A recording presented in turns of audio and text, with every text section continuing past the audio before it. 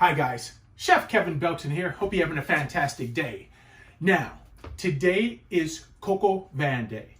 And as a kid, I grew up watching Julia Child. And Julia brought us true French cooking. Well, you know, being in New Orleans, we had a lot of French cooking. The French influenced our cooking a lot. So I want to make my version of Julia's version of Coq au vin. And everybody can do it a little bit different, okay? Sometimes I'll marinate the chicken in wine and chicken stock. Sometimes I don't. Basically, Coq au vin is chicken and wine. That's what it is. So here, I season the chicken with a little bit of my Creole seasoning, and I've already browned it off.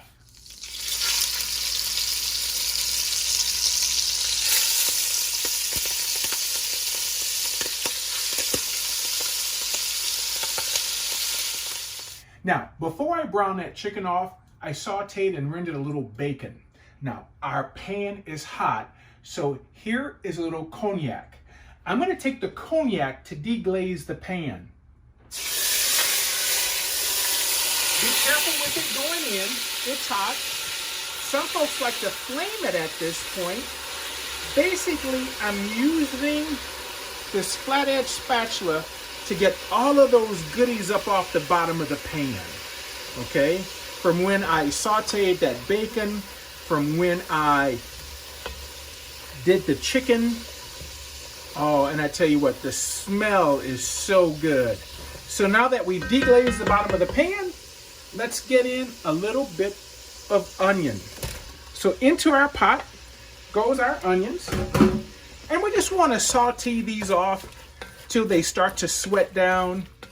You can see those little brown bits. Now, those brown bits, that's not burnt, okay?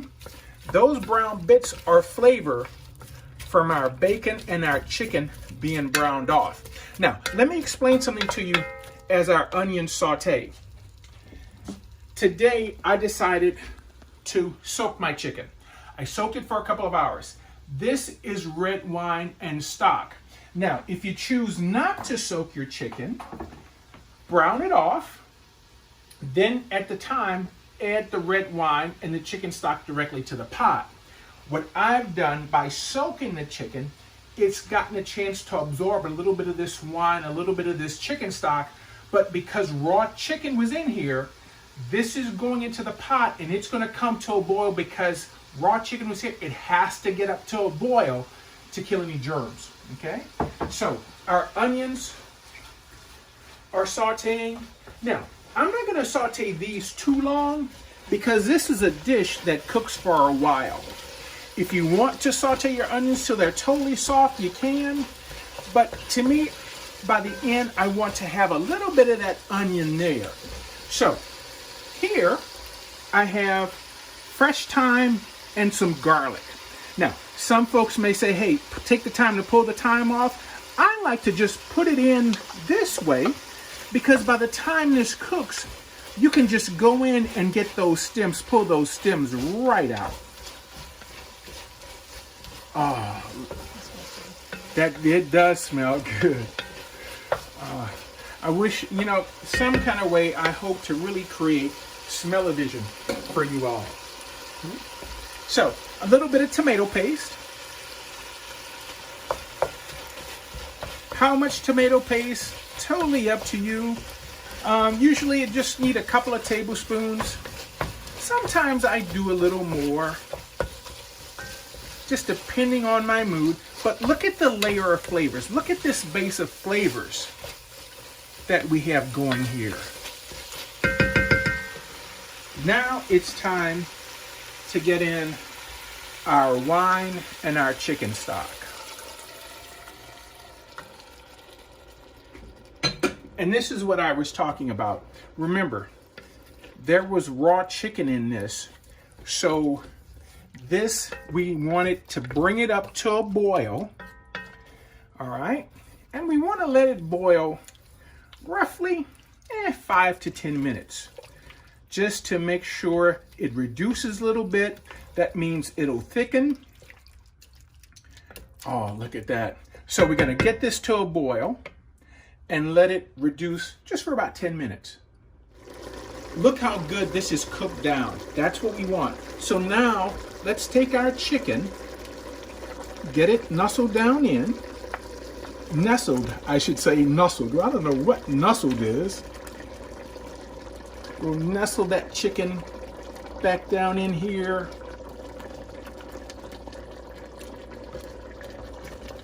Now, see the drippings that are here on the plate? Always use that, okay? Don't leave that on the plate. Put that in there. Now, to this, let's go ahead and get in our carrots. And I'm gonna put the bacon back in. Oh, get in there. Yes. Let's just get those bacon and carrots in there really good. All right. Doesn't that look good? Now, you know, a lot of times with coq au vin, some folks just use dark meat to do this with. They only use legs and thighs, all right? So I'm using the whole chicken, okay? It's just a fryer that I cut up, but you could do just the legs and thighs if you like. So we're gonna move this over to a real low fire. We're gonna cover it, turn it low. Now, this is gonna simmer on low for about 30 minutes. In the meantime, let's get to work on our mushroom and onions. And you know, this is a recipe originally Julia would do the onions separately. She would do the mushrooms by themselves. But here, we could do them together, okay? Because I think the fact that she did them separately because she could use the onions and the mushrooms in so many other dishes. So what I have here, I have a little olive oil and a little butter. And I'm using pearl onions. Basically, I've just chopped off the tops and the bottoms, just got the peels off the outside, okay? All right. Those are gonna brown off. This is gonna saute for a while. So they'll get nice and brown. A lot of times folks will use like frozen pearl onions in this recipe. I just like to use the fresh pearl onions and just let them cook for a while. All right. You want to try to hold them, keep them together to hold their shape. But there's just such a wonderful flavor with them. Also, our mushrooms. Basically, I've just taken portobello mushrooms and I've just kind of quartered them. And you know, the thing about mushrooms, we want these mushrooms to brown off. So what happens when mushrooms first start cooking, all of a sudden you might see liquid being released from them. But that liquid will evaporate and the mushrooms will start to brown off. And that's our goal. We want our mushrooms and our onions to go ahead and get browned off. So this needs to go for about 15-20 minutes while our chicken cooks. That's why we can do this in a separate pan. I wish you could get the smells that are in this kitchen right now.